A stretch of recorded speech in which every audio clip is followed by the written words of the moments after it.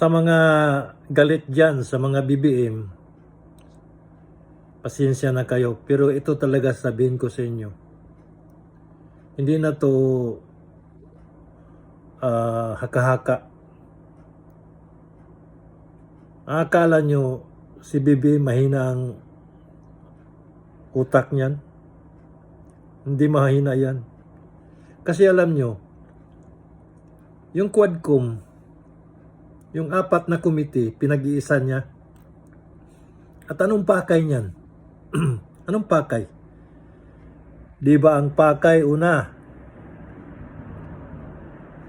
Yung Pugo. Yung Chinese na si Alice Go na nagpaka-Pilipino o na Bulgar. Yung mga birth certificate na mga Chinese. Ano ngayon? Nga. Tapos yung human rights na ginawa, pagpatay sa mga walang kasalanan na pinagbintangan lang ng mga adik. Binestigahan na ngayon.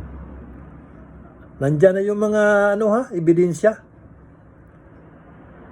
Kumplito na.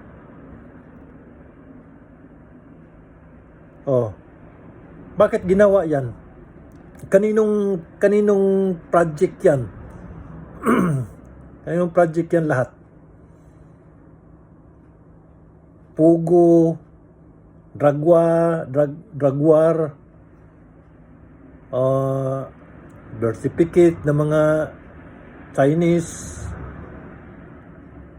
Ano pa? Di ba? Malapit na guys. Malapit ng panahon. Kaya wait lang kayo. Kasi binuo yung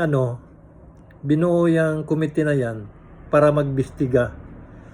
At diyan sa investigasyon na yan, diyan kukunin ang ebidensya papunta sa ICC. At laging sinasabi nila ni BBM na hindi sila cooperate. Pero si Duterte panay hamon, di ba? Hinahamon niya lagi si BBM. Pati mga militar, inaano niya. Pero, anong nangyari? Hinahamon niya, nakasuhan niyo ako, ganun-ganun. Pero hindi siya pinatulan. Alam niyo kung bakit? Kasi hindi sa Pilipinas lilitisin si Digong. Doon sa ICC. Kasi doon walang bias. Walang mabayaran doon. Hustisya ang kailangan. Ang manaig. Kaya yung mga hamon-hamon nila na kasuhan nyo. Kung may kasalanan, kasuhan nyo. Hindi nga, ayaw nga ipa-impeach ni BBM si Sara eh. Kasi doon rin yan sa ICC papunta. Hindi nyo nag-gets yan? Papunta yan doon. Kaya huwag kayong mag-alala dyan. Papunta na yan doon. Yun lang guys. Huwag kayong mag-alala na mahina. Wala, hindi totoo yan. Papunta na tayo sa kapayapaan ng Pilipinas. Promise.